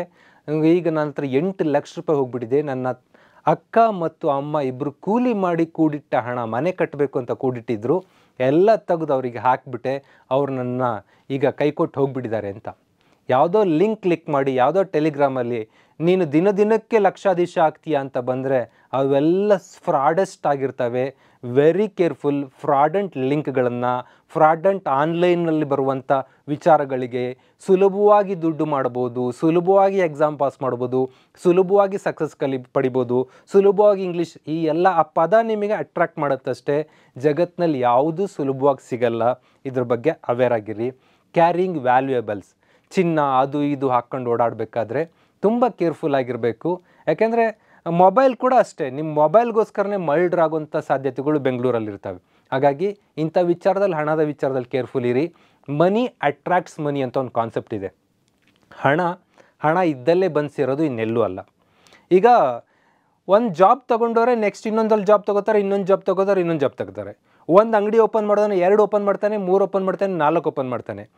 ಒಂದು ಮಲಬಾರ್ ಗೋಲ್ಡ್ ಕೇರಳದಲ್ಲಿ ಆರಂಭ ಆಗುತ್ತೆ, ದೇಶದಾದ್ಯಂತ ಮಲಬಾರ್ ಗೋಲ್ಡ್ ಬರುತ್ತೆ. ಯಾಕೆ ಹಿಂಗೆ ಬರುತ್ತೆ ಅಂದರೆ ಹಣ ಇದ್ದಲ್ಲೇ ಹಣ ಬರೋಕ್ಕೆ, ಹಣ ಇನ್ನಷ್ಟು ಮಾಡುವ ಸ್ಕೋಪ್ ಬರ್ತಾ ಇರುತ್ತೆ. ಸಕ್ಸಸ್ ಹೇಗೋ ಇದು ಹಾಗೆ. ಯಾರಿಗೆ ಒಂದು ಸಕ್ಸಸ್ ಸಿಗುತ್ತೋ ಆ ಸಕ್ಸಸ್ಸನ್ನು ಕಳ್ಕೊಳ್ಳೋಕೆ ರೆಡಿ ಇರಲ್ಲ. ನೆಕ್ಸ್ಟ್ ಸಕ್ಸಸ್ ಹೀಗೆ ಸಕ್ಸಸ್ ಹುಡ್ಕೊಂಡು ಹೋಗ್ತಾ ಇರ್ತಾರೆ ಅವರು. ಹಣನೂ ಅಷ್ಟೇ, ಒಂದು ಸರಿ ಬಂತು ಅಂತ ಅಂದರೆ ಬರ್ತಾನೆ ಇರುತ್ತೆ. ಅದಕ್ಕೆ ಒಂದಿಷ್ಟಾದರೂ ಹಣವನ್ನು ಸಂಪಾದಿಸುವಂಥ ಪ್ರಯತ್ನ ಮಾಡಲೇಬೇಕು. ಖಾಲಿ ಕುತ್ಕೊಳ್ಳೋಂಥ ಯುವತಿಯರು ನೋಡಿದ್ದೀನಿ, ಭಾಳ ಬೇಜಾರಾಗುತ್ತೆ. ಏನಾಗಿದೆ ನಿಮಗೆ? 20+ ಏಜ್ ಆಗಿದೆ, 18 ವರ್ಷಕ್ಕೆ ನಾವು ನಿಮಗೆ ಮೆಚ್ಯೂರ್ಡ್ ಅಂತ ಕೊಟ್ಬಿಡ್ತೀವಿ ಇಂಡಿಯಾದಲ್ಲಿ. 23, 25, 30 ಆಗಿರುತ್ತೆ, ₹1 ದುಡಿತಾ ಇರಲ್ಲ. ನಿಮ್ಮ ಹತ್ರ ಝೀರೋ ಇದ್ದಾಗ ದೆರ್ ಈಸ್ ನೋ ಅಟ್ರಾಕ್ಷನ್. ಅಲ್ಲೇನೋ ₹1 ಇದ್ದರೆ ಪಕ್ಕದ ₹1 ಅಟ್ರಾಕ್ಟ್ ಮಾಡೋ ಶಕ್ತಿ ಬರುತ್ತೆ. ನೀವು ದಯವಿಟ್ಟು ಅರ್ನ್ ಮಾಡೋದ್ರ ಕಡೆ ಯೋಚನೆ ಮಾಡಲೇಬೇಕಾಗತ್ತೆ. ಜೊತೆಗೆ ಮಸ್ಟ್ ಲರ್ನ್, ಅರ್ನ್ ಜೊತೆಗೆ ಲರ್ನ್ ಕೂಡ ಇಂಪಾರ್ಟೆಂಟ್. ಸೇವಿಂಗ್, ಉಳಿತಾಯ ಮಾಡಬೇಕಾಗತ್ತೆ. ವಿತೌಟ್ ಸೇವಿಂಗ್ ತುಂಬ ಕಷ್ಟ ಇರುತ್ತೆ. ನಿಮ್ಮ ಆದಾಯದಲ್ಲಿ ಒಂದಷ್ಟು ಪ್ರಮಾಣವನ್ನು ಉಳಿತಾಯ ಅಷ್ಟೇ ಅಲ್ಲದೆ ಇನ್ವೆಸ್ಟ್ಮೆಂಟ್ ಕಡೆ, ಪಾಸಿಟಿವ್ ಇನ್ವೆಸ್ಟ್ಮೆಂಟ್ಗಳು ಮಾಡೋದು, ಇನ್ಶೂರೆನ್ಸ್ಗಳ ಕಡೆ. ಹೆಲ್ತ್ ಹಜಾರ್ಡಸ್ಗಳು ಹೇಳ್ಕೊಂಡು ಮಾಡ್ಕೊಂಡು ಬರಲ್ಲ. ಹಾಸ್ಪಿಟಲ್ಗೆ ಹೋದರೆ ಇವತ್ತು ಮಾತೆತ್ತಿರೋ 2 ಲಕ್ಷ, 3 ಲಕ್ಷ, 5 ಲಕ್ಷ ಆಗ್ತಾ ಇರುತ್ತೆ. ಒಂದು ಹೆಲ್ತ್ ಇನ್ಶೂರೆನ್ಸ್ 10,000, 15,000 ಖರ್ಚು ಮಾಡಿಬಿಟ್ಟಿದ್ರೆ ನೀವು ಪೀಸ್ಫುಲ್ಲಾಗಿ ಹಾಸ್ಪಿಟಲ್ ಅಟೆಂಡ್ ಮಾಡೋದು. ನಮ್ಮ ರಿಲೇಟಿವ್ಗೇನೋ ಆಗಿದೆ, ನಮ್ಮವ್ರಿಗೇನೋ ಆಗಿದೆ, ನೋವಿರುತ್ತೆ. ನೋವಿನ ಜೊತೆಗೆ ಹಣಕಾಸಿನ ಡಿಸಾಸ್ಟರ್ ಇದೆಯಲ್ಲ, ಅದು ಇನ್ನೂ ಡಬಲ್ ನಿಮಗೆ ಪ್ರೆಷರ್ ಕೊಡ್ತಾ ಇರುತ್ತೆ. ಹಾಗಾಗಿ ಹೆಲ್ತ್ ಇನ್ಶೂರೆನ್ಸ್ಗಳು, ವೆಹಿಕಲ್ ಇನ್ಶೂರೆನ್ಸ್ಗಳು, ನಮ್ಮ ಮೇಲೆ ಒಂದು ಇನ್ಶೂರೆನ್ಸ್ಗಳು, ಇಂಥವೆಲ್ಲ ಬೇಕಾಗತ್ತೆ. ಸ್ಕೀಮ್ಗಳ ಬಗ್ಗೆ ತಿಳ್ಕೊಂಡಿರಿ. ಅಂದರೆ ಎಲ್ಲದಕ್ಕೂ ನೀವೇ ಮಾಡಬೇಕಾಗಿಲ್ಲ, ಹಲವಾರು ಅದ್ಭುತವಾದ ಸ್ಕೀಮ್ ಇದ್ದಾವೆ. ಈಗ ಇನ್ಶೂರೆನ್ಸ್ ಮಾತಾಡಿದೆ, ನೀವು LICಯಲ್ಲಿ ಹೋಗಿ ಲಕ್ಷಾಂತರ ರೂಪಾಯಿ ಇನ್ಶೂರೆನ್ಸ್ ಮಾಡಬೇಕು ಅಂತ ಇಲ್ಲ. ₹300 ಇನ್ಶೂರೆನ್ಸ್ ಇದೆ ಭಾರತ ಸರ್ಕಾರದ್ದು. ಜೀವನ್ ಜ್ಯೋತಿ ಬಿಮಾ ಯೋಜನಾ, ಇನ್ನೊಂದೇನೋ ಯೋಜನೆಗಳು ಬರ್ತವೆ. ₹300 ಇರುತ್ತೆ, ₹500 ಇರುತ್ತೆ, ₹30 ಇರ್ತವೆ. ಇಂಥ ಚೋಟ ಇನ್ಶೂರೆನ್ಸ್ಗಳು ಮಾಡಿಕೊಂಡ್ರು ಸಾಕು. ನಮ್ಮವ್ರಿಗೆ ಒಂದು ಭದ್ರತೆಯನ್ನು ಕೊಡ್ಬೋದು. ತಂತ್ರಜ್ಞಾನದ ಬಗ್ಗೆ ನಾಲೆಡ್ಜ್ ಇರಬೇಕು. ಟೆಕ್ನಾಲಜಿ ನಾಲೆಡ್ಜ್ ಇಲ್ಲದೆ ಇದ್ದರೆ ತುಂಬ ಲಾಸ್ ಮಾಡ್ಕೊಳ್ಳೋ ಪಾಸಿಬಿಲಿಟಿ ಇರುತ್ತೆ. ಜೊತೆಗೆ ವಿಚ್ ಈಸ್ ಕರೆಕ್ಟ್. ಒಂದು ಫಿಲ್ಮಲ್ಲಿ ಯಾವುದೋ ಡೈಲಾಗ್ ನೋಡ್ತೀವಿ, ಹಾಸಿಗೆ ಇದ್ದಷ್ಟು ಕಾಲು ಚಾಚು ಕಾಲ ಹೋಯಿತು, ಕಾಲು ಇದ್ದಷ್ಟು ಹಾಸಿಗೆ ಹೊಲಿಸೋ ಕಾಲ ಅಂತ. ಈಗ ಮುಖೇಶ್ ಅಂಬಾನಿ ಕಾಲಿದ್ದಷ್ಟು ಹಾಸಿಗೆ ಹೊಲಿಸ್ಕೋಬೋದು, ಆದರೆ ಮಂಜುನಾಥ್ ಕೈಲಿ ಅದಾಗುತ್ತಾ? That is a question. ಅಂದರೆ ನಮ್ಮ ಪರಿಸ್ಥಿತಿ ತಕ್ಕಂಗೆ, ನೀವು ಯಾವುದೋ ಫಿಲ್ಮಲ್ಲಿ ಡೈಲಾಗ್ ಬಂದುಬಿಡ್ತು, ಹೀರೋ ಹೇಳಿಬಿಟ್ಟ, ನಾನು ಅದೇ ಡೈಲಾಗ್ ಹೇಳ್ಕೊಂಡು ಓಡಾಡೋಕ್ಕಾಗಲ್ಲ. ಈಗ ನಾನು ಫಾರ್ಚುನರ್ ತಗೋಬೋದು. 50 lakh not a big matter for me. ಒಂದು 6 ಮಂತಲ್ಲಿ ಜೋಡಿಸ್ಕೊಂಡು ಕ್ಯಾಶ್ ಕೊಟ್ಟೆ ತೊಗೊಂಬಿಡ್ಬೋದು ಅಂತ ಇಟ್ಕೊಳ್ರಿ. But what is the use of Fortuner for me? ನಾವೆಲ್ಲ ಒಂದು ಕಡೆ ಕೂತ್ಕೊಂಡ್ರೆ 10-16 ಗಂಟೆ ಜಾಗ ಬಿಟ್ಟು ಹೇಳಿದೆ ವರ್ಕ್ ಮಾಡೋವಂಥದ್ದು. ಎಲ್ಲೋ ಅನಿವಾರ್ಯಕ್ಕೆ ತಿಂಗಳಲ್ಲಿ ಒಂದು ಸರಿ ವರ್ಕ್ಶಾಪ್ಗೆಲ್ಲ ಹೋಗಿ ಬರ್ತೀವಿ. ತಿಂಗಳಲ್ಲಿ ಒಂದು ಸರಿ ಯಾವುದೋ ಊರಿಗೆ ಹೋಗಿ ಬರೋದಕ್ಕೆ ನಾನು ಫಾರ್ಚುನರ್ ತೊಗೊಂಡೆ ಅಂದರೆ what is the use of that? ಅದಕ್ಕೆ ಪಟ್ಟ ವೇಸ್ಟ್ ಆಫ್ ಮನಿ 50 ಲಕ್ಷ ಬೇಕಾ? ಹಾಗಾಗಿ ಹಾಸಿಗೆ ಇದ್ದಷ್ಟು ಕಾಲು ಚಾಚು, ಆಲ್ವೇಸ್ ಗಾದೆ ಮಾತು ಟ್ರೂನೇ. ನಮ್ಮ ಕೈಲಿ ಸಾಧ್ಯ ಆದಾಗ ಕಾಲು ಇದ್ದಷ್ಟು ಹಾಸಿಗೆ ಹೊಲಿಸೋ ಕಾನ್ಸೆಪ್ಟ್ಗೂ ಬೆಳ್ಕೋಬೋದು. ಎರಡೂ ಸತ್ಯನೇ ಇದು. ಆದರೆ ನಾವು ಯಾವ ಪೊಸಿಷನಲ್ಲಿದ್ದೀವಿ ಅಂತ ತಿಳ್ಕೊಂಡು ಕೆಲಸ ಮಾಡಬೇಕಾಗತ್ತೆ. ಜೊತೆಗೆ moral responsibility to be a rich ಏನಿದು ಅಂತ ಅಂದರೆ, ಶ್ರೀಮಂತಿಕೆ ಪಡೆಯೋದು, ಶ್ರೀಮಂತರಾಗೋದು ನಮ್ಮದೊಂದು ಬರೀ ರೆಸ್ಪಾನ್ಸಿಬಿಲಿಟಿ ಅಲ್ಲ, ಮಾರಲ್ ರೆಸ್ಪಾನ್ಸಿಬಿಲಿಟಿ. ಯಾಕೆ ಇದನ್ನು ಹೇಳ್ತಾ ಇದ್ದೀನಿ ಅಂದರೆ, financial surplus in the hands of good human being. ಒಳ್ಳೆ ಜನಗಳು, ಈಗ ನಿಮ್ಮಂಥ ನನ್ನಂಥ ಒಳ್ಳೆ ಜನಗಳು ನಾವೇ ಡಿಕ್ಲೇರ್ ಮಾಡ್ಕೊಳ್ಳೋಣ.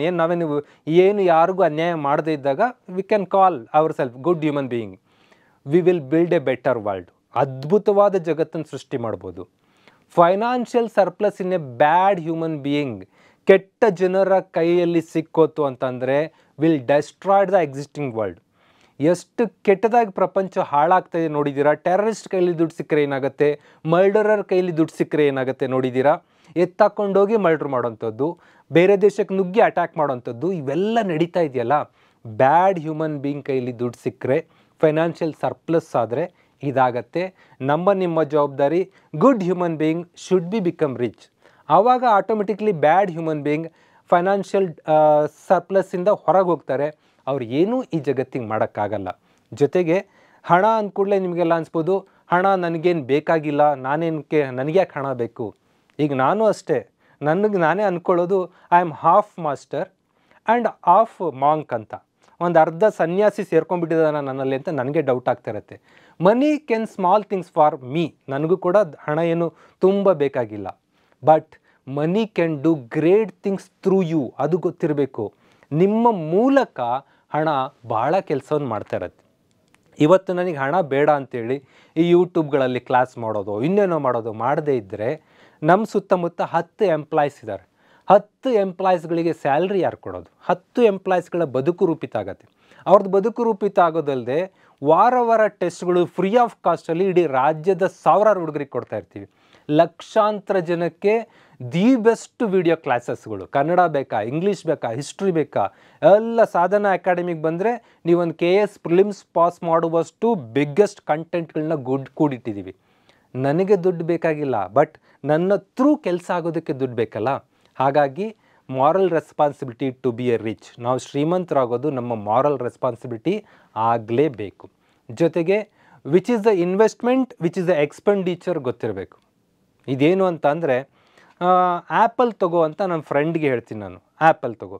ಅಯ್ಯೋ 250 ರೂಪಾಯಿ ಆಗುತ್ತಲ್ಲ, 250 ರೂಪಾಯಿ ತೊಗೊಂಡು 1 ವೀಕು, ಮುಂದಿನ ವಾರ ಮತ್ತೆ ತಗೋ ಅಂತೀಯ, ಒಂದು ತಿಂಗಳಿಗೆ 1000 rupee ಆ್ಯಪಲ್ಗೆ ಖರ್ಚಾಗುತ್ತಲ್ಲ.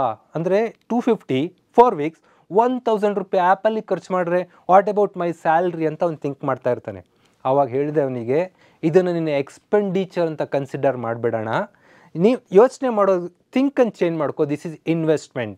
An apple A day keep doctor away ಅಂತ ಒಂದು ಡೈಲಾಗ್ ಇದೆ, ಗೊತ್ತಲ್ಲ ನಿನಗೆ? ನೀನು ದಿನ ಒಂದೊಂದು ಆ್ಯಪಲ್ ತಿಂತಾ ಇರು, ಫಿಸಿಕಲಿ ತುಂಬ ಸ್ಟ್ರಾಂಗ್ ಆಗ್ತೀಯಾ, ನಿಂದು ಇಮ್ಯುನಿಟಿ ಜಾಸ್ತಿ ಆಗುತ್ತೆ, ಡಾಕ್ಟ್ರ್ ಹತ್ರ ಹೋಗೋದೇ ತಪ್ಪತ್ತೆ, ವರ್ಷಕ್ಕೆ 12,000 ರೂಪಾಯಿ ಖರ್ಚು ಮಾಡ್ತೀಯ ಅಷ್ಟೇ. ನೀನಿಲ್ಲಿ ನಿಂದು ನ್ಯೂಟ್ರಿಷನ್ ಲೆವೆಲ್ ಚೇಂಜ್ ಆಗುತ್ತೆ, ಯಂಗ್ನೆಸ್ ಬರುತ್ತೆ, ನಿಂದು ಏಜಿಂಗ್ ಕಡಿಮೆ ಆಗುತ್ತೆ. ಇಷ್ಟೆಲ್ಲ ಹೇಳಿದಾಗ ಶಾಕಾಗಿ ತೊಗೊಳಕ್ಕೆ ಸ್ಟಾರ್ಟ್ ಮಾಡ್ದವನು. ಅಂದರೆ ಮಕ್ಕಳ ಸ್ಕೂಲ್ ಫೀಸ್ ವಿಚಾರ ಬಂತು, ನೀವೇನೋ ಬುಕ್ಸ್ ತೊಗೋಬೇಕು ಅಂತ ಬಂತು, ಯಾವುದಕ್ಕೋ ಒಂದು ಕೋರ್ಸ್ ಜಾಯ್ನ್ ಆಗಬೇಕು ಅಂತ ಬಂತು. ಅವನ್ನೆಲ್ಲ ಎಕ್ಸ್ಪೆಂಡಿಚರ್ ಅಂತ ಥಾಟ್ ಮಾಡಬಾರ್ದು. Those are investment. ಯಾವುದು ನಿಮಗೆ ಲಾರ್ಜ್ ಸ್ಕೇಲಲ್ಲಿ ಒಳ್ಳೆಯದನ್ನು ಮಾಡ್ತಾ ಇದೆಯೋ ಅವನ್ನ ಎಕ್ಸ್ಪೆಂಡಿಚರ್ ಅಂತ ಕನ್ಸಿಡರ್ ಮಾಡಬಾರ್ದು. ಸುಮ್ಮನೆ ಹೋಗಿ ಅನ್ನೆಸೆಸರಿ ಏನೋ ಬೈ ಮಾಡೋದು, ಬೇಡದೇ ಇರೋದನ್ನು ಆನ್ಲೈನಲ್ಲಿ ಫ್ರೀ ಬಿಗ್ ಬಿಲಿಯನ್ ಡೇ ಇದೆ, ಆ ಗ್ರೇಟ್ ಇಂಡಿಯನ್ ಸೇಲ್ ಇದೆ, ಸುಮ್ಮನೆ ಬೇಕಾಬಿಟ್ಟು ಬೈ ಮಾಡೋದು, ಬೇಕಾಬಿಟ್ಟು ತಗೊಳ್ಳೋದು, ಇದೆಲ್ಲ ಮಾಡೋದನ್ನು ನಾವು ಎಕ್ಸ್ಪೆಂಡಿಚರ್ ಅನ್ಬೋದು. ನೀವು ಹಾಕೋದ್ರಿಂದ ರಿಟರ್ನ್ಸ್ ಜಾಸ್ತಿ ಇದೆ. ಒಂದು ಪುಸ್ತಕ ಸೈಕಾಲಜಿ ಆಫ್ ಮನಿ ತಗೊಳ್ಳೋಕ್ಕೆ ನನಗೊಂದು 400 ರೂಪಾಯಿ ಖರ್ಚಾಯಿತು. 400 ರೂಪಾಯಿಂದ ಇವತ್ತು 40-50 ಜನ ನಿಮಗೆ ಈ ವಿಚಾರಗಳನ್ನ ತಿಳಿಸ್ತಾ ಇದ್ದೀನಿಲ್ಲ, this is not expenditure for me, this is investment. ಈ ವಿಡಿಯೋದಿಂದ ಒಂದಷ್ಟು ರೆವಿನ್ಯೂ ಯೂಟ್ಯೂಬಿಂದ ಬರ್ತದೆ, that is investment, not expenditure. ಯಾವುದು ಎಕ್ಸ್ಪೆಂಡಿಚರ್, ಯಾವುದು ಇನ್ವೆಸ್ಟ್ಮೆಂಟ್ ಯೋಚನೆ ಮಾಡಿ ಮಾಡಬೇಕು. ಶೂ ತಗೋತಾ ಇದೆಯಾ, ಅದು ಜಾಗಿಂಗ್ ಶೂ ತಗೋತಾ ಇದೆಯಾ, ದಟ್ ಈಸ್ ಇನ್ವೆಸ್ಟ್ಮೆಂಟ್. ಅದು ಬಿಟ್ಕೊಂಡು ಯಾವುದೋ ಹೈ ಹೀಲ್ಡ್ ಸ್ಲಿಪ್ಪರ್ ತಗೋತಾ ಇದೆಯಾ, 1 ಗಂಟೆ ಮದುವೆಯಲ್ಲಿ ಹಾಕ್ಕೊಂಡು ಬರ್ತಾ ಇದೆಯಾ, ದಟ್ ಈಸ್ ಎಕ್ಸ್ಪೆಂಡಿಚರ್. ಯಾವುದು ಎಕ್ಸ್ಪೆಂಡಿಚರ್, ಯಾವುದು ಇನ್ವೆಸ್ಟ್ಮೆಂಟ್ ಅಂತಂಥ ಥಾಟ್ಸ್ ನಮಗೆ ಗೊತ್ತಿರಬೇಕು. ಜೊತೆಗೆ ನೆಟ್ವರ್ತ್ ಆ್ಯಂಡ್ ಎಕ್ಸ್ಪೆಂಡಿಚರ್ ಬಗ್ಗೆನೂ ಕೂಡ ಐಡಿಯಾ ಇರಬೇಕು. ಮುಖೇಶ್ ಅಂಬಾನಿಯವರು ಅಷ್ಟು ದೊಡ್ಡ ಮದುವೆ ಮಾಡಿಬಿಟ್ರು, ನಮ್ಮ ಮದುವೆಗಳಲ್ಲೂ ಕೂಡ ಅದನ್ನು ಕರ್ಸೋಣ. ಮದುವೆ ಮನೆಯೆಲ್ಲ ಆರ್ಕೆಸ್ಟ್ರಾಗಳು ಬಂದೋಗಿದೆ ಈಗ. ಚೋಟ ಮದುವೆಯಲ್ಲಿ ಆರ್ಕೆಸ್ಟ್ರಾಗಳು, ಚೋಟ ಮದುವೆಯಲ್ಲಿ ವಿಪರೀತ ಅಲಂಕಾರಗಳು ಮಾಡೋದು, ಇವೆಲ್ಲ ಬರ್ತಾ ಇದೆ. ಬಿಕಾಸ್ ಇಂಥವ್ರನ್ನೆಲ್ಲ ನೋಡಿ ನಾವು ಅದನ್ನು ಕಲ್ತ್ಕೋತಿದ್ವಿ. ಮುಖೇಶ್ ಅಂಬಾನಿಯ ನೆಟ್ವರ್ತಿನ 0.01% ಖರ್ಚು ಮಾಡಿದ್ದಾರೆ ಅಷ್ಟೇ ಅವ್ರ ಮದುವೆಗೆ. ಒಂದು 600-700 ಕೋಟಿ ಖರ್ಚು ಮಾಡಿದ್ದಾರೆ ಅಂತ ಸುದ್ದಿ. ಅದ್ರ ಪ್ರಕಾರ 0.01% ಅಷ್ಟೇ ಅವರು ವೆಚ್ಚ ಮಾಡಿರೋಂಥದ್ದು. ಅದೇ ನಾವು ನಮ್ಮದು ಆ್ಯನ್ಯುವಲ್ ಇನ್ಕಮ್ ಇರೋದೇ ಒಂದು 10 ಲಕ್ಷದ ಒಳಗಿರುತ್ತೆ, ನಾವು ಮದುವೆ 25 ಲಕ್ಷದ ಮಾಡ್ತಾ ಇರ್ತೀವಿ. ಅಂದರೆ ಆ್ಯನ್ಯುವಲ್ ಟೋಟಲ್ ಇನ್ಕಮ್ನ 2 times 3 times ಎಕ್ಸ್ಪೆಂಡಿಚರ್ ಮಾಡ್ತಾ ಇರ್ತೀವಿ. This is wrong. ಅಂದರೆ ನಮ್ಮ ನೆಟ್ವರ್ತ್ ಎಷ್ಟು, ನಾವು ಎಕ್ಸ್ಪೆಂಡಿಚರ್ ಎಷ್ಟು ಮಾಡಬೇಕು ಅಂತ ಗೊತ್ತಿದ್ದಾಗ ರಿಚಾಗಿ ಉಳ್ಕೋತೀವಿ, ಇಲ್ಲ ಪೂವರ್ ಆಗೋಗ್ಬಿಡ್ತೀವಿ. ಎಷ್ಟು ಜನ ರೈತರು ಆತ್ಮಹತ್ಯೆ ಮಾಡ್ಕೋತಿದ್ದಾರಲ್ಲ, ಆ ರೈತರು ಆತ್ಮಹತ್ಯೆಗೆ ಬೆಳೆ ಕೈ ಕೊಟ್ಟಿದ್ದು ಒಂದು ರೀಸನ್ ಇದೇ ಸತ್ಯ. ಆದರೆ ಆ ರೈತರು ಹಬ್ಬಕ್ಕೆ ಸಾಲ ಮಾಡಿದ್ದು, ಮದುವೆಗೆ ಸಾಲ ಮಾಡಿದ್ದು, ಮಕ್ಕಳ ಶಿಕ್ಷಣಕ್ಕೆ ಸಾಲ ಮಾಡಿದ್ರು, ಆ ಮಕ್ಕಳು ಒಳ್ಳೆ ಶಿಕ್ಷಣ ಪಡೆದೇ ಅಬ್ಬೆಪಾರಿಗಳಾದರು. ಈ ಕಾರಣಕ್ಕೆ ಆ ತಂದೆ ಸುಸೈಡ್, ತಾಯಿ ಸುಸೈಡ್ ಮಾಡ್ಕೊಳ್ಳೋ ಸ್ಥಿತಿ ಬರ್ತಾ ಇದೆ. ಅಂದರೆ ನಮ್ಮ ನೆಟ್ವರ್ತ್, ನಮ್ಮ ಎಕ್ಸ್ಪೆಂಡಿಚರ್ ಬಗ್ಗೆ ನಾಲೆಡ್ಜ್ ಇಟ್ಕೊಂಡು ಕೆಲಸ ಮಾಡೋವಂಥದ್ದು ಮಾಡಿದಾಗ ಮಾತ್ರ ನಾವು ರಿಚಾಗಿ ಉಳ್ಕೋತೀವಿ. ರಿಚ್ ಆಗೋದಷ್ಟೇ ಇಂಪಾರ್ಟೆಂಟ್ ಅಲ್ಲ, ರಿಚಾಗಿ ಉಳಿಯೋದು ಕೂಡ ಇಂಪಾರ್ಟೆಂಟ್ ಆಗುತ್ತೆ. ಜೊತೆಗೆ ಈ ವಿಡಿಯೋ ರೆಡಿ ಮಾಡ್ತಾ ಇರುವ ದಿನವೇ ನನಗೊಂದು ಪೇಪರ್ ನ್ಯೂಸ್ ನೋಡಿದೆ. ಕಂಟೆಂಟ್ ರೆಡಿ ಮಾಡ್ತಾ ಇರ್ಬೇಕಾದ್ರೆ does he rich R poor ಅಂತ ನಿಮಗೆ ಪ್ರಶ್ನೆ ಕೇಳ್ತಾ ಇದ್ದೀನಿ. ಇಲ್ಲೊಬ್ಬ ವ್ಯಕ್ತಿ ಕೂತ್ಕೊಂಡಿದ್ದಾರೆ, ಆತ ಶ್ರೀಮಂತನ ಬಡವನ ಅಂತ. ನಿಮಗನ್ಸುತ್ತೆ ಕೈಯಲ್ಲಿ ಲ್ಯಾಪ್ಟಾಪ್ ಇದೆ, ಶ್ರೀಮಂತ ಇರ್ಬೋದು ಅಂತ. ಶೂ ಸಾಕ್ಸ್ ನೋಡ್ತಾ ಇದ್ರೆ ಅವ್ರದ್ದು ಟಾರ್ನ್ಡ್ ಸಾಕ್ಸ್, ತೂತು ಒಂದಲ್ಲ 4-5 ಕಿತ್ಕೊಂಡೇ ಹೋದಂಗಿದೆ ಅದು. ನಿಮಗನ್ಸುತ್ತೆ ಇವನೇನು ಪೂರ್ ಮನುಷ್ಯನ ಅಂತ. ಇದು ದೊಡ್ಡ ನ್ಯೂಸು, ಅಕ್ಟೋಬರ್ 2ನೇ ತಾರೀಕು ದೊಡ್ಡ ನ್ಯೂಸ್ ಆದಂಥದ್ದು. ಇವರು ಕಾಮನ್ ಮ್ಯಾನ್ ಅಲ್ಲ, ಚೇತನ್ ಸಿಂಗ್ ಸೋಲಂಕಿ ಅಂತ. Chetan Singh Solanki is solar man of India.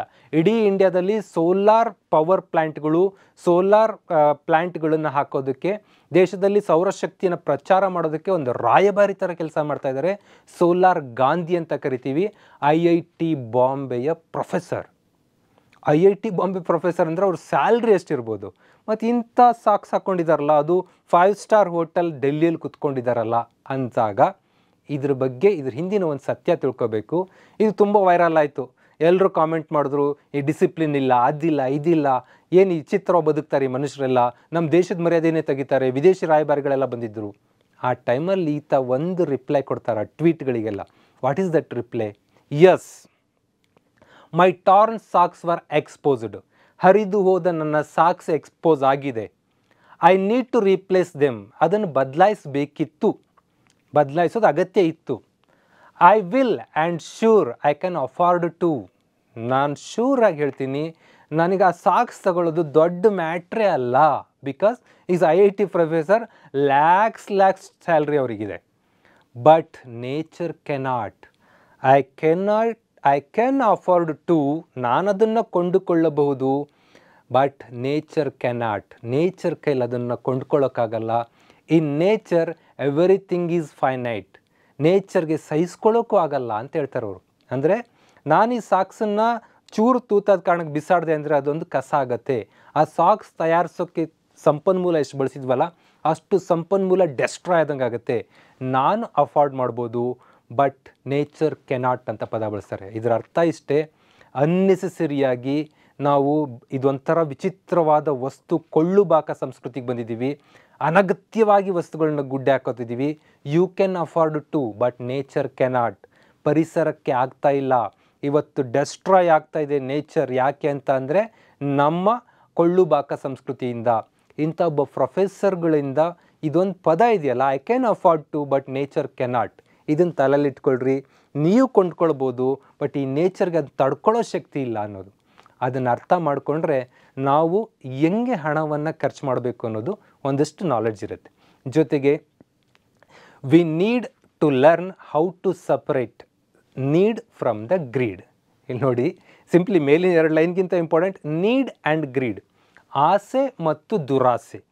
ಯಾವುದು ನಮಗೆ ಬೇಕು ಅದು ಆಸೆ, ಅಗತ್ಯ ಇದೆ ಅದು ವಾಂಟ್ಸ್ ಅಂದರೆ ನೀಡ್ ಅಂದರೆ ಅಗತ್ಯವಾಗಿರೋಂಥದ್ದು, ಗ್ರೀಡ್ ಅಂದರೆ ದುರಾಸೆ, ಬೇಡದೇ ಇದ್ದರೂ ತಗೊಳ್ಳೋಂಥದ್ದು. ಇದನ್ನು ಅವಾಯ್ಡ್ ಮಾಡಿದ್ರೆ ಸಿಕ್ಕಾಪಟ್ಟೆ ಹಣ ನಮ್ಮ ಹತ್ರ ಉಳಿಯುತ್ತೆ. ನಾವೊಂದಿಷ್ಟು ಮಾನಿಟರಿ ಡಿಸಿಪ್ಲಿನಿಗೆ ಬರ್ತೀವಿ. ಜೊತೆಗೆ ಅರ್ನ್ ಮನಿನ ರೈಟ್ ವೇ, ಸರಿಯಾದ ಮಾರ್ಗದಲ್ಲೇ ಸಂಪಾದಿಸಬೇಕು ನೀವು ಯುವಕ ಯುವತಿಯರು. ಯಾಕೆ ಈ ಮಾತು ಹೇಳ್ತಿದ್ದೀನಿ ಅಂತ ಅಂದರೆ, ಟಾಟಾ ಅನ್ನೋ ಬ್ರ್ಯಾಂಡ್ ಸುಮಾರು ಸೆಂಚುರಿಯಸ್ ಓಲ್ಡಿಂದ ನಮ್ಮ ದೇಶದಲ್ಲಿದೆ. ಆ ಬ್ರ್ಯಾಂಡ್ನಲ್ಲಿ ಸಾವಿರಾರು ಕಂಪನಿಗಳಿದ್ದಾವೆ. ಇದರಲ್ಲಿ ಲಿಸ್ಟಲ್ಲಿ ಕೊಡ್ತಾ ಇದ್ದೀನಿ. ಏನವರು ರೈತರಿಗೆ ಬೇಕಾದ ಸಲಾಕೆ ರೆಡಿ ಮಾಡೋದ್ರಿಂದ ಹಿಡಿದು ವಿಮಾನದವರೆಗೂ ಅವರೇ ಇದ್ದಾರೆ. ದೇಶದ 7 ಸ್ಟಾರ್ ಹೋಟ್ಲ್ವರೆಗೂ ಅವ್ರ ಹೋಟೆಲ್ಸ್ ಇದೆ.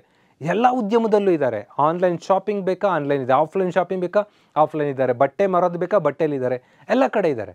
ಆದರೆ they are not in tobacco market, they are not in wine market, they are not in alcohol market. ಯಾವುದು ಜನರಿಗೆ ಹಾರ್ನ್ ಮಾಡುತ್ತೋ ಆ ಯಾವ ಉದ್ಯಮದಲ್ಲೂ ಅವರಿಲ್ಲ. ಹಾಗಿರೋ ಕಾರಣಕ್ಕೆ ಶತಮಾನಗಳಿಂದಲೂ ಆ ಬ್ರ್ಯಾಂಡ್, ಆ ಕಂಪನಿ ಏನೂ ಆಗಿಲ್ಲ. ನಾವು ಮನಿ ಅರ್ನ್ ಮಾಡೋಣ, bar and restaurant bar open ಮಾಡಿಕೊಂಡು ಜನರಿಗೆ ಕುಡಿಸಿ ದುಡ್ಡು ಮಾಡೋವಂಥದ್ದು, ಸಿಗರೆಟ್ ಶಾಪ್ ಇಟ್ಕೊಂಡು ಸಿಗರೆಟನ್ನು ಸೇದಿಸಿ ನಾವು ದುಡ್ಡು ಮಾಡೋವಂಥದ್ದು, ಟೆಂಪರರಿ ನಾವು ದುಡ್ಡು ಮಾಡ್ಬೋದು. But that's not good. ಹಾಗಾಗಿ ರೈಟ್ ವೇನಲ್ಲಿ, ಸರಿಯಾದ ಮಾರ್ಗದಲ್ಲಿ ಅರ್ನ್ ಮಾಡೋಕ್ಕೆ ಬೇಕಾದಷ್ಟಿದೆ. ಇದಕ್ಕೆ ಟಾಟಾ ಒಂದು ಮಾಡೆಲ್ ಅಂತ ನಿಮಗೆ ಹೇಳ್ತಾ ಇವತ್ತಿನ ಸೆಷನ್ ಮುಗಿಸೋಕೆ ಬರ್ತಾಯಿದ್ದೀನಿ. ಸಿರಿತನಕ್ಕೆ 13 ಹೆಜ್ಜೆ ಬುಕ್ ಕೂಡ ತುಂಬ ಅದ್ಭುತವಾಗಿ ವಿಚಾರಗಳನ್ನ ತಿಳಿಸುತ್ತೆ. ಇದ್ರ ಮೂಲಕ ಕೂಡ ರಿಚ್ನೆಸ್ ಕಡೆ ನೀವು ಹೋಗ್ಬೋದು. ಸಾಧನ ಸಮುದಾಯದಲ್ಲಿ ನೀವೆಲ್ಲ ಜಾಯಿನ್ ಆಗಿ ಇಷ್ಟು ಅದ್ಭುತವಾಗಿ ರೆಸ್ಪಾನ್ಸ್ ಕೊಡ್ತಾ ಇದ್ದೀರಾ. Very very very happy. ಈ ವಿಚಾರಗಳನ್ನು ಇನ್ನಷ್ಟು ನಿಮಗೆ ಅದ್ಭುತವಾಗಿ ಕೊಡುವಂಥ ಪ್ರಯತ್ನ ಮಾಡ್ತೀವಿ. ಅಪಾರ ಶ್ರೀಮಂತಿಕೆ ಹೊಂದಲು ಗೊತ್ತಿರಬೇಕು ಹಣದ ಮನೋವಿಜ್ಞಾನ, ಸೈಕಾಲಜಿ ಆಫ್ ಮನಿ ಬೆಳೆಸ್ಕೊಳ್ಳಿ. ಇದರಲ್ಲಿರೋ ಕೆಲವು ವಿಚಾರ ಮತ್ತು ನನ್ನ ಬದುಕಿನ ಕೆಲವು ಅನುಭವ ನಿಮ್ಮ ಜೊತೆ ಶೇರ್ ಮಾಡಿದ್ದೀನಿ. ಏನಾದರೂ ಹೆಚ್ಚಿನ ವಿಚಾರಗಳಿದ್ದರೆ ಕಾಮೆಂಟ್ ಮಾಡಿ. ನೆಕ್ಸ್ಟ್ ಸೆಷನ್ಗಳಲ್ಲಿ ಇನ್ನೂ ಒಳ್ಳೆಯ ಇಂಪ್ರೂವೈಸ್ಡ್ ಕಂಟೆಂಟ್ಗಳನ್ನ ಕೊಡುವ ಪ್ರಯತ್ನ ಮಾಡ್ತೀನಿ. ನಮಸ್ಕಾರ.